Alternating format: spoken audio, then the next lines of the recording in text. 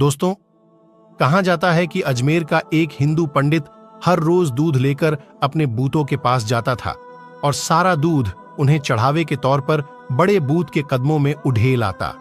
एक दिन उस हिंदू पंडित की बेटी कहती हैं कि बाबा, आप हर रोज दूध कहां लेकर जाते हो? हिंदू पंडित जवाब देता है कि बेटी, दूध अपने देवता के चरणों में चढ़ाने जाता हूं। पंडित की बेटी कहती है कि बाबा, क्या देवता भी दूध पीते हैं? पंडित ने जवाब दिया कि नहीं बेटी, ये दूध पीते नहीं हैं, मैं उनके चरणों में दूध चढ़ाकर आ जाता हूं।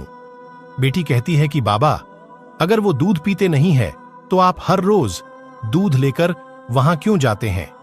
पंडित कहता है कि बेटी, ऐसी बेहुदा बातें नहीं करते, तुम इतना जान लो कि देवता दूध नहीं पीते। इस पर लड़की ने कहा कि बाबा, कल मैं दूध लेकर जाऊंगी और हर सूरत में अपने देवता को दूध पिलाकर ही आऊंगी। पंडित ने कहा कि बेटी, ऐसी बातें नहीं करते। लड़की के बार बार जिद करने पर पंडित कहता है कि ठीक है, जैसी तुम्हारी मर्जी, बस याद रखना कि जब मंदिर में कोई ना हो तब जाना। दूसरे दिन लड़की दूध का प्याला लेकर मंदिर जाती है और मंदिर के सबसे बड़े बुद्ध के सामने खड़े होकर कहती है कि अगर तू खुदा है तो दूध पी ले। बूथ आखिर बुद्ध ही था, वो कहां हिलने वाला था।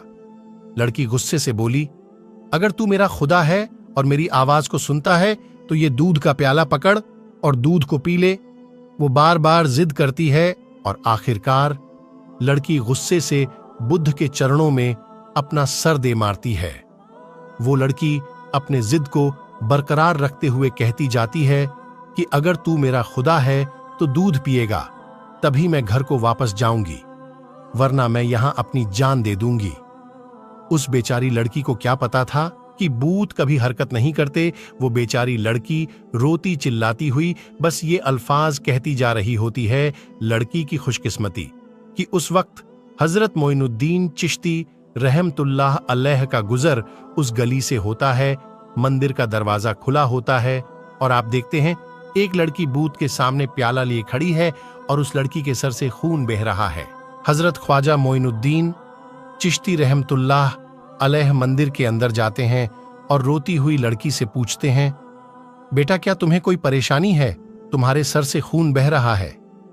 लड़की रहमतुल्लाह अलैह के चेहरे की तरफ देखकर कहती है, बाबा जी, तुम्हें मुझसे क्या लेना देना है? ये मेरा और मेरे खुदा का मामला है। हजरत मोइनुद्दीन चिश्ती रहमतुल्लाह अलैह फिर से लड़की को कहते हैं, बेटा बताओ तो सही, क्या बात है, किस वजह से रो रही हो? इस पर लड़की कहती है कि बाबा जी, मैं अपने खुदा को कह रही हूं कि दूध को पी लो ताकि मैं अपने घर वापस जाऊं और जाकर सबको बताऊं कि हमारा खुदा भी सुनता और खाता और पीता भी है। हजरत मोइनुद्दीन चिश्ती रहमतुल्लाह अलैह उस लड़की को समझाते हैं कि बेटा, बूत कभी हरकत नहीं करते, आप ये जिद क्यों कर रही हैं?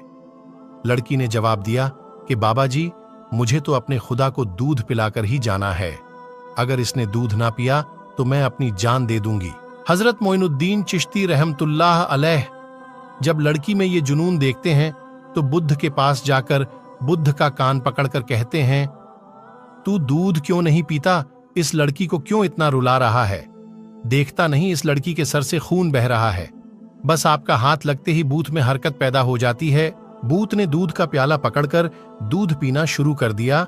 जब बूथ दूध पी लेता है तो बच्ची बहुत खुश होती है और कहती है कि मेरी कसम पूरी हो गई है, अब मैं अपने घर जा सकती हूं।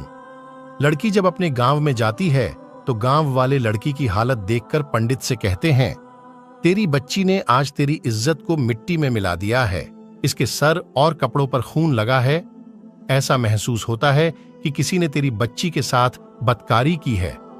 सब गांव वाले जमा हो जाते हैं और कहते हैं, बता तेरे साथ क्या हुआ है, किसने तेरी हालत ऐसी की है? लड़की ने मुस्कुराते हुए जवाब दिया कि मेरे साथ कुछ भी नहीं हुआ, ना ही मेरी इज्जत पर किसी ने हाथ डाला है, मैं तो अपने देवता को दूध पिलाकर आ रही हूं। गांव वाले कहते हैं कि पंडित की बेटी का दिमाग खराब हो गया है, ये लड़की पागलों वाली बातें कर रही है। लड़की ने जवाब दिया कि अगर आपको यकीन नहीं आता तो मेरे साथ चलिए, मैं आप लोगों के सामने देवता को दूध पिलाकर दिखा दूंगी। अगली सुबह सारे गांव के लोग ये माजरा देखने के लिए मंदिर पहुंच जाते हैं। पंडित और उसकी बेटी भी उनके साथ जाती है। लड़की बूथ से कहती है कि ए खुदा दूध पी ले। एक बार नहीं कई बार कहती है, पर वो बिल्कुल हरकत नहीं करता। वहां लोगों का मजमा यही कहता है कि ए लड़की, पागलों वाली हरकतें ना कर, देवता हरकत नहीं करते। लड़की कहती है कि ए मेरे खुदा, तुझे मेरी इज्जत की कसम है, दूध पी ले, पर बुत को कोई असर नहीं होता। लड़की बुत को कहती है कि दूध पीता है कि मैं कल वाले बुजुर्ग को बुलाकर लाऊं। लड़की के मुंह से ये अल्फाज निकलते ही बूत दूध का प्याला उठाता है और पूरा पी जाता है। वहां सब लोग ये माजरा देखकर हैरान होते हुए कहते हैं कि बेटा, वो कल वाला बुजुर्ग कौन है जिसका तुम नाम ले रही हो? लड़की जवाब देती है कि मैं उसका नाम पता तो नहीं जानती, लेकिन इतना पता है कि वो इधर को गया था। अब सब गांव वाले हजरत मोइनुद्दीन चिश्ती रहमतुल्लाह अलैह की तलाश में निकल पड़ते हैं। एक दरख्त के नीचे हजरत ख्वाजा मोइनुद्दीन चिश्ती रहमतुल्लाह अलैह को इबादत में मशहूल देखकर वो लड़की कहती है, यही वो बाबा जी है जिनके नाम पर बुद्ध ने दूध पी लिया है। सब आप रहमतुल्लाह अलैह के कदमों में गिर पड़ते हैं और कहने लगते हैं, बाबा जी, वो कौन सा जादू है जिसके जरिए पत्थर भी दूध पीने लगते हैं? आपने फरमाया कि वह कोई जादू नहीं है जिसके जरिए से बुद्ध ने दूध पी लिया। वो तो सब मेरे रब का फजलो करम है। लोग कहते हैं, बाबा जी, आपका रब कौन है? आप रहमतुल्लाह अलैह जवाब देते हैं कि मेरा रब सबको जिंदगी और मौत अता करने वाला है, जिसकी मर्जी के बगैर पत्ता भी हरकत नहीं कर सकता। वही जमीनों आसमान का मालिक है, वही रिस्क अता करने वाला है। सब लोग हजरत मोइनुद्दीन चिश्ती रहमतुल्लाह अलैह को बड़े अदब के साथ पूछते हैं कि आप कौन हैं और आप रहमतुल्लाह अलैह का मजहब क्या है? आप रहमतुल्लाह अलैह ने जवाब दिया, मेरा मजहब इस्लाम है। मेरे नाना का नाम हजरत मोहम्मद मुस्तफ़ा सल्लल्लाहु ताला अलैहि वसल्लम है। हजरत ख्वाजा मोइनुद्दीन चिश्ती रहमतुल्लाह अलैह का ये कहना ही था कि उस लड़की के बाप आप रहमतुल्लाह अलैह के कदमों में गिरकर कहने लगा, बाबा, आप हमारे बुद्ध को दूध पिलाने आए हो या हम सबको रसूल अकरम सल्लल्लाहु अलैहि वसल्लम का उम्मती बनाने के लिए? उसके बाद सब बस्ती के लोग आपकी कदमों में गिर पड़े, कलमा पढ़ा और सब के सब मुसलमान हो गए। एक रोज हजरत ख्वाजा गरीब नवाज रहमतुल्लाह अलैह जंगल से गुजरे।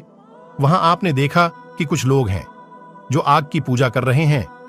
ये लोग इस कदर रियाजत और मुजाहदात करते थे कि 6-6 महीने तक दाना पानी जुबान पर नहीं रखते थे। सरकार ख्वाजा गरीब नवाज रहमतुल्लाह अलैह ने उन लोगों से आग के पूजा के बारे में पूछा तो उन्होंने जवाब दिया, हम लोग आग को इसलिए पूजते हैं कि दोजख में ये आग हमें तकलीफ नहीं पहुंचाएगी।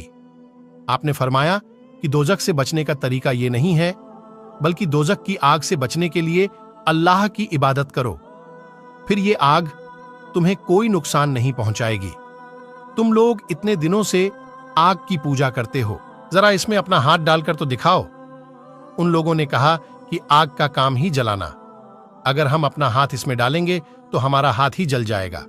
लेकिन आप कहते हैं कि अल्लाह ताला की इबादत से आग नहीं जलाएगी, तो इस बात का आपके पास क्या सबूत है?